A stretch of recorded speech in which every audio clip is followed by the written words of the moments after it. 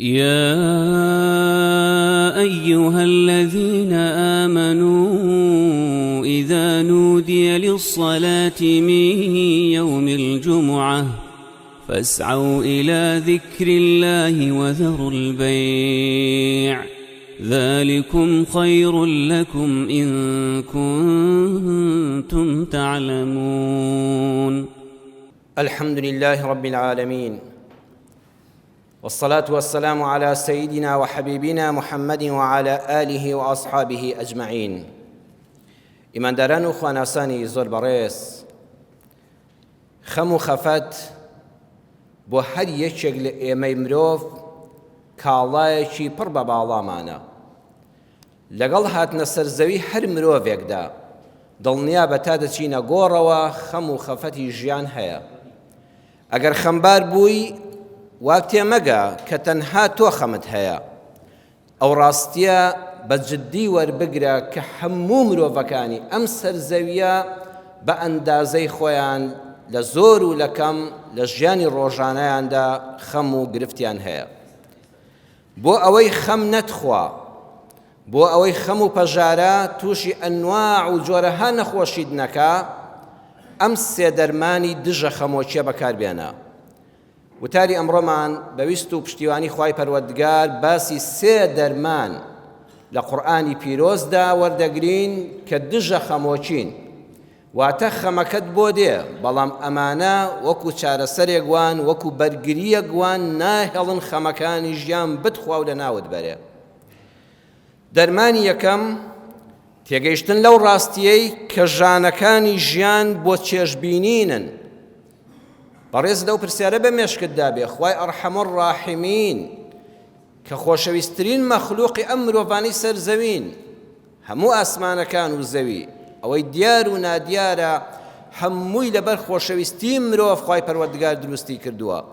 باشە بۆ خوای گەورە ئەم ژانانە دێنێتە ڕێگامان؟ ئەی بۆچی ئینسان ژیانێک بەسەر نەبا هەرچی ماندووبوون بێنەی بێ؟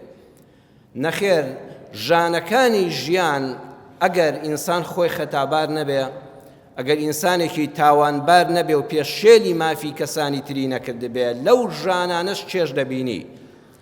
بە دڵنیاییەوە چێژی ڕاستەقینەی پشودان کاتێک وەردەگری کە کارێکت کردبێ. وەڵڵی پشودان کاتێک خۆشە کە تۆ ژانی کارکردنت هەبێ. چێژی ڕاستەقینەی خەوێکی خۆش هیچ کات نایە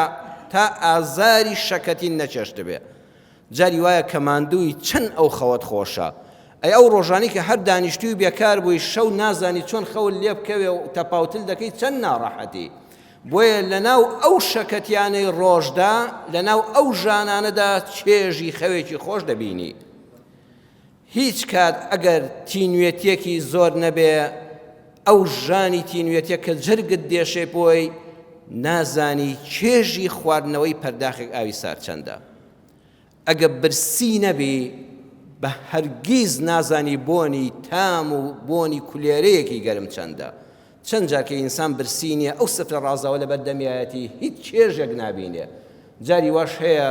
یەک کولێرەیەکی گەرم بە وشکی دەخۆی چونکە برسێتی زۆری بۆ هێناوی، بە چێشترین خواردنە لە لات و لە بیریشم ناچێتەوە. بۆیە ئەم چێژانە کە دێنە ڕێگات، ئەم ناڕەحەتیانە چێژێکت لە کۆتاییدا پێدەبەخشن. هیچ کات ئینسان چێژی پارە و گیرفانی گەرم و ئۆتۆمبیلی باش و ماڵی خۆی نازانێ ئەگەر ڕۆژێک ئازاری هەژاری نەچێشتە بێ. وەڵڵاهی ئەو کوڕە دەوڵەمەندانەی کە لە دایک بوونەوە تا مردن ڕۆژی گیرفانیان خاڵی نەبووە لە دینار و دۆلار، دڵنیا بن قەت چێشی پارە نازانن، قەت چێژ لە ئۆتۆمبیلێک وەرناگرن، بەڵکو زۆر جار خۆیانی پێ لە ناو دەبن. زۆربەی کارە ساتەکان لە دەستی ئەو کەسانە دەقەومێ کە ڕۆژێک بە پارە پەیداکردن و بە کڕینی ئۆتۆمبیل و بە کڕینی خانووە ماندوو نەبوون، هەروە بە بەلاش هاتوویەتە بەردەستیان. بەڵام کاتێک کە تۆ زۆر ساڵی مەینەتی و هەژاری چێشتووە، ئەو کاتە کە پارە دەبینی چێژی لێ دەبینی، کە ئۆتۆمبیل لە ژێرە چێژی لێ دەبینی، کە ساڵانی خانووی خۆن نەبووە ئێستا لە ناویە چێژ لە خانووەکەت دەبینی، ئەزانی بە چ حاڵێک پەیدات کردووە. بۆیە لەناو ئەو ناڕەحەتیانەدا چێژێکی خۆش هەیە. هیچ کات چێژی بەختەوەربوون نازانی ئەگەر ڕۆژێ دڵت تەنگ نەبوو بێ. ئەو کاتانی دڵتەنگیەکە لەسەر لادەسێ و خۆشحاڵی دێتەوە ڕێگات، ئەمجا ئەزانی تۆ لە چه خەڵات و بەهرەیەکی خوای پەروەردگار دای. هەمووشی خوای گەورە لە یەک ئاەتی قورئاندا لە دوو ئاەتی قورئاندا لە سوورەتی فاتیر ئاەتی 34 و 35 خوای پەروەردگار لە قورئانە ئەمەمان بۆ باز دەکا ئەفەرمێ خۆشی بەهەشت کە هیچ خۆشیەک نییە لە سەر و ئەوەوە کە وتت بەهەشت واتە لووتکەی هەموو چێژ و خۆشیەک بەس بەوەوە خۆشە کە تۆ مەینەتیەکانی دنیات ئەوەندە چێشتووە کە دەچیتە بەهەشتەوە و لە هەمووی ڕزگارت دەبێ لەو هەموو مەینەتەی دنیا لە مەینەتی سەرەمەرگ و کاتی مردن لە قەبر و ڕۆژی مەحشەر و پردی سیڕات و بینینی دۆزەخ کە دەچیتە ئەو دی و دەرگای بەهەشتەوە لە ناخی دڵەوە دەڵێ ئەلحەمدولیلا. ئێمە زۆر جا خەڵک دێمان دەپرسێ فڵان کەس چۆنی وە ئەلحەمدولیلا هەر بە زمانە بەس لە ناو بەهەشتەوە پڕ بە دڵت هاوار دەکەی ئەلحەمدولله الذي ئەذهب عنا الحەزەن. یا ڕەبی خوای پەروەردگار شکر و سوپاس و ستایش بۆ تۆ بۆ ئەو ئەڵڵایی کە هەموو خەم و مەراقەکانی دنیای لەسەر لابردین ئۆخەی نەجاتمان بۆ. ئین ربنا لەغەفوڕ شەکوور بەڕاستی پەروەردگاری ئێمە ئەو هەموو گوناهەمان هەبوو بەهۆی تۆبە لێمان خۆش بوو بەڕاستی لێ خۆش بووە بەڕاستی یەک عیبادەتی زۆر زۆر کەممان هەبوو بەڕاستی سوپاسی کردین و پاداشتی بێ سنووری داینەوە. الذي أحلنا دار المقامة من فضله. والله ئەم شوێنی نیشتە جێبوونە ئەمە ماڵی ڕاستەقینەیە بەخوا تۆ لە هەر شوێنێکی ئەم سەرزەوێدا چەندە ژیان و ماڵت خۆش بێ دڵنەی ڕۆژێ بەجێ دێڵی بەخوا خانووەکەت کۆن دەبێ مۆدیلی نامێنێ بەرەو ڕزین دەڕوا کاکە خۆت پیر دەبی بەجێ دێڵی دایمە هەز دەکەی تۆ میوانی تێیدا. بەڵام ئەوە دارالمقامەیە بەڕاستی خوایە ئێستا دڵنیا بووم قەت ئەم بەهەشتە بەجێ نایەڵم من فضله هەمووشی فەزڵ و ڕەحمەت و میهرەبانی تۆیە نەک ئەو کردەوە کەمانەی کە خۆم هەم بوون. لا يمسنا فيها نصب ولا يمسنا فيها لغوب. جا سەیری وردی قورئان کەن نافەرمێ لا يصيبنا لا يمسنا لەم بەهەشتەدا بە کەمترین کات کەمترین شوێن زەرەر و زیان و ئازاری بەدەنیمان بەرناکەوێ کوروتەنی بەقەدەر نووکی دەرزیەک ئازارمان بەرناکەوێ مەس ئەوەی هەر بە حاڵ بەرت کەوێ چۆن دڕکێک بە حاڵ بەرت دەکەوێت هەز بە ئازارێکی زۆر کەم دەکەی لە بەهەشتا ئەو بچووکترین ئازاری جەستەیەشمان نییە هەر بەرمان ناکەوێت نەک تووشمان بوو بێ. لا يمسنا فيها نصب ولا يمسنا فيها لغوب. بۆ کەمترین ساتیش هەز بە دڵتەنگی ناکەین. والله ئەم دنیاە هەر هەمووی هی تۆ بێ پاشای پاشاکانی سەر زەوی بی دڵنیا بە ڕۆژێ دڵتەنگی بەدڵ تا دێ. بەڵام لە بەهەشتا سەیری وشەکانی قورئان کە نەسەب و لغوب هەردووچیان بە نەکیڕەی هاتوون واتە کەمترین بە زەڕە نەماندووبوون و ئازاری جەستا نەناڕەحەتی دڵ و دەروون لە بەهەشتا بوونی نییە. بۆیە بەهەشتیش ئەوەندە خۆشە دوای ئەو هەموو ماندووبوونەی دنیا دەیگەیتێ. والله ئەگەر لە دنیادا ناڕەحەتی نەچێشت پێ چێژی بەهەشتیش نابینی. بۆیە ئەوانەی کە لە دنیادا زۆر ماندوون بەڕێزان چێژی لێ ببینە بڵێ ئەم ناڕەحەتیانەی ژیانم ئەم هەژاریم ئەم نەبوونیم ئەم نەخۆشیم ئەم ماندووبوون و کرێکاری و شەکەتیم بەویستی خوای گەورە چێژێکی گەورەی بەدوودادێ. بەردەوام ئەمە ئازارەکانت لەسەر کەم دەکاتەوە ئەوە دەرمانی یەکەمی دژە خەمۆچیە. دومیان هەر کە خەم و خەفەت زۆری بۆ هێنایی یەکسەر بیری بەهەشت بکەوە. والله دنیا هەر تێدەپەڕێ چێ لە ئێمە باب و باپیرانیمە بڕۆ سەردانی ئەو گۆڕستانە بکە هەمویان وەکو ئێمە زیندوو بوون زۆری گەنجەکانن پێش پیرەکان زۆری ساغەکانن پێش نەخۆشەکان دنیایان بەجێهێشت. بۆیە ئەو کاتانەی خۆشەویستم برا و خوشکی ئیماندارم خەم و خەفەت دەستی خستە قوڕکتەوە و هەناسەی لێبڕی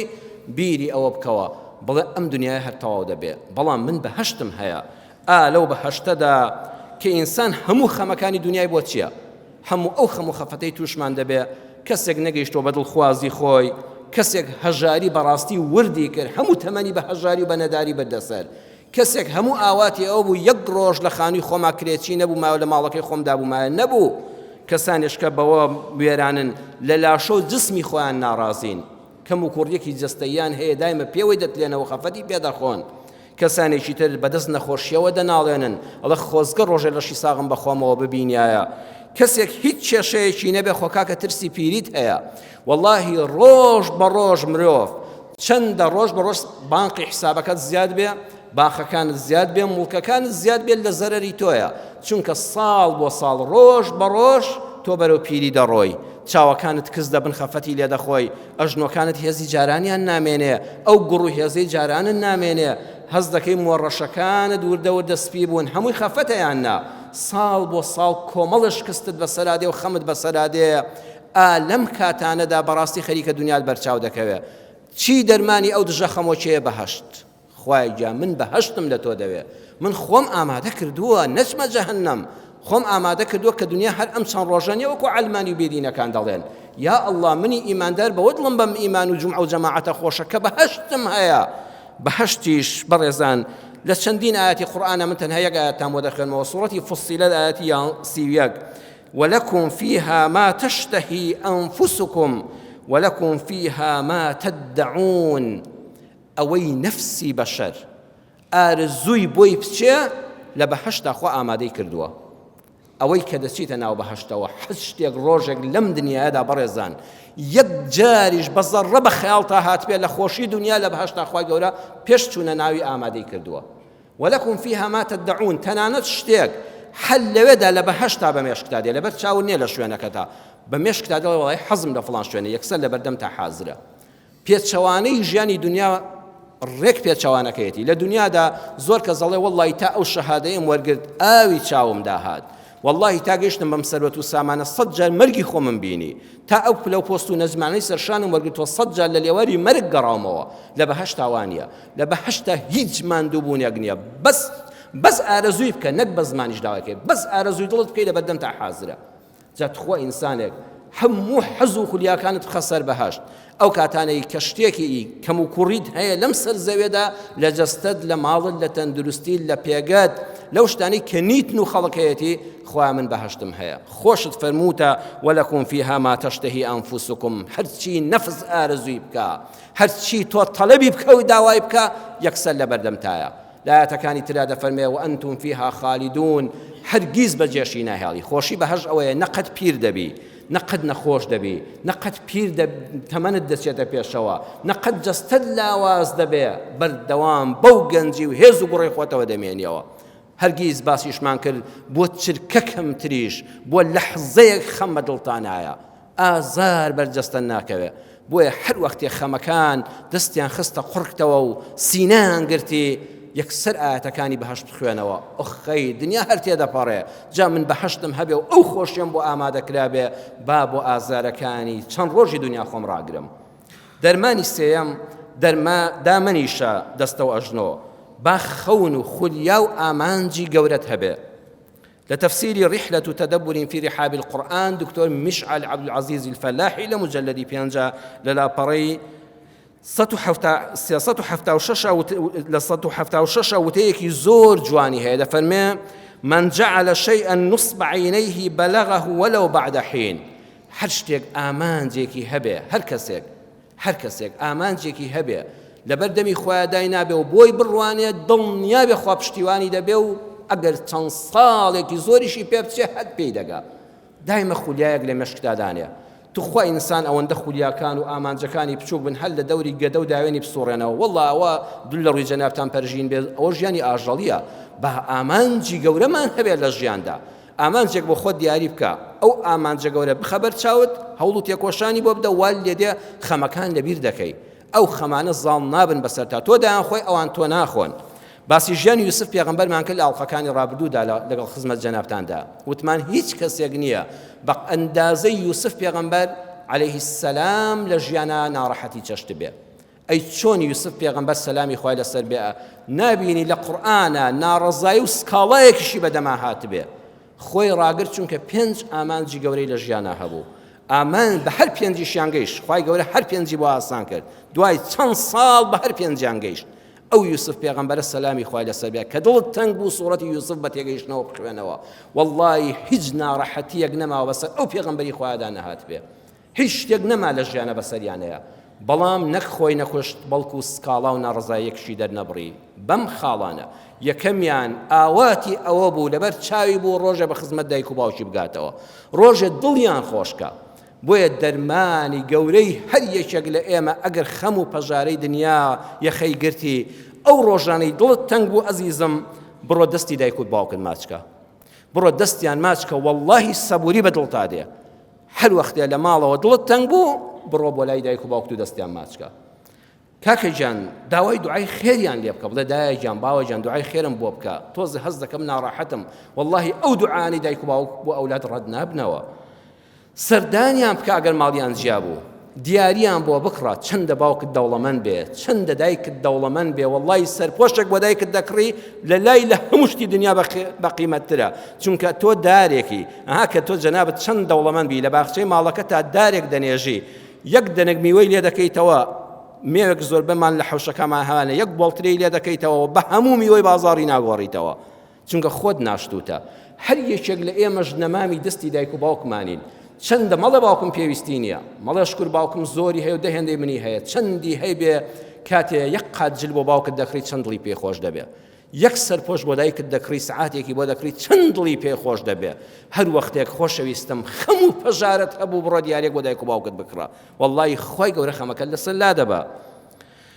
بیان هێنە ماڵی خۆت، جاری وای باوکو دایک و شکر لە ماڵی خۆیاندان معزز مکەڕەم دەژین، پێویستیان بە تۆ نێ و تۆش ماڵت جیایە کە دڵت تەنگ بوو هەستت کرد ماڵەکەتان ناڕەحەتی تێدایە، بڕۆ بە دووی باوکو دایکتا بڵێ وەرن شەوێک لە خزمەتتاندا دەبم، وەرە دە هەفتەیەک لەلام بمێننەوانە و گەورەمان کەن، وەڵڵاهی ماڵەکەتان خەموو خەفەت بە بۆی ئەو پیرە بەتەمەنانەی کە دایک و باوکتن لە ماڵەکەت دەڕواتە دەرەوە. پاشان ئەگەر خوای گەورە ئەو شەرەفەی بەنسیب کردی تۆ لە خزمەت دایک و باوکتا بووی، ئای چەند بەداخەوەم جاری وا هەیە خەڵکی یەخەی ئێمە دەگرێ مامۆستانی بە ڕێزی ئاینی، مامۆستاوەرە کاکە بۆ خۆت بە پێی شەرع ئەوە باوکو دایکم پیر بوون خۆ هەر لەسەر من واجب نییە بە خێویان کەم، با خوشک و براکانیشم جدۆلێکمان بۆ دابنێن دوو پیاوی بەڕێز شاهید بن، یان هیوا هەیە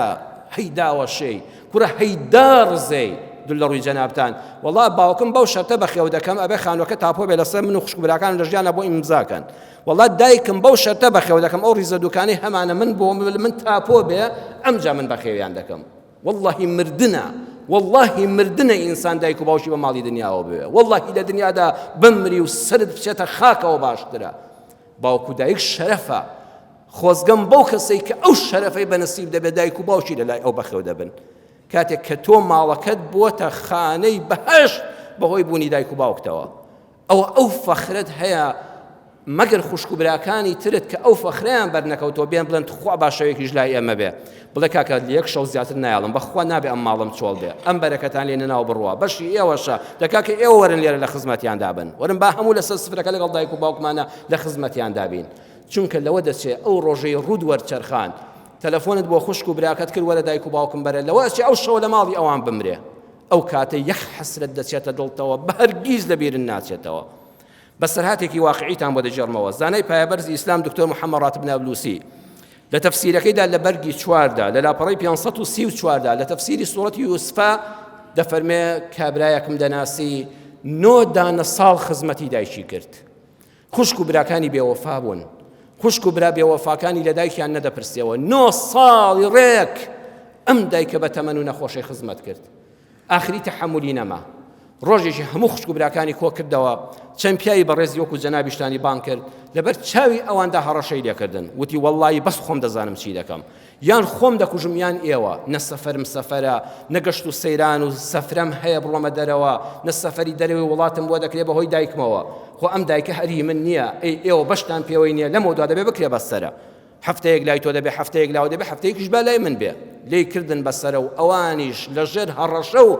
تند و تیژی ئەودا قبوڵیان کرد. دایکی داما و دەستی کرد بە گریان، وتی خۆزگە بمردمایە، نەک ئەوام لێ بهاتە شەڕم لەسەر بکرێ و کەس بەخێوم نەکا،